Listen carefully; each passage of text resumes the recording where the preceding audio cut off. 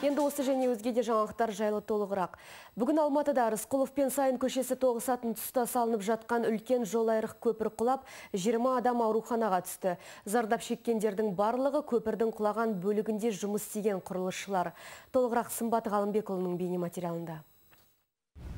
Бүгін ұзындығы 125, ені 11 метрлік салынып жатқан көпір құлап, Алматының ең ірі даңғылдарының бірін бірақ мезетте астан кестен қылды. Алдын ала белгілі болғандай көпір негізгі бөлікке бетон құйып жатқан кезде құлапты. 20 адам ауруханаға жеткізіліп, 3-еуі ауыр жарақат алған.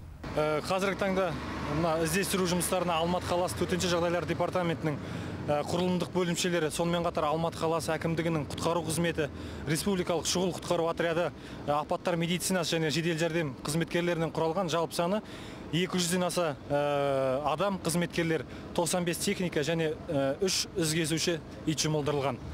Сондай-ақ көпір қирандыларының астында бір адам қалып қойған. Қазіргі уақытта оны іздестіру жұмыстары жүріп жатыр. Ал көпір құлаған кезде сол маңда болған Максим Петренко қатты дүрсілден қорыққанынан далаға шыққанын айтады. Ол алғашында жер сілкінді деп ойлапты. Сидел дома, чай пил. Үйде шай ішіп отырған, сол кезде қатты дыбыс естілді. Қабырғалар қозғалып, басым айналып кетті. Далаға шықсам, көпір құлап жатыр. Шошып кеттім. Жер сілкінген шығар деп ойладым. Айғай-шу кептеліс болып жатыр екен.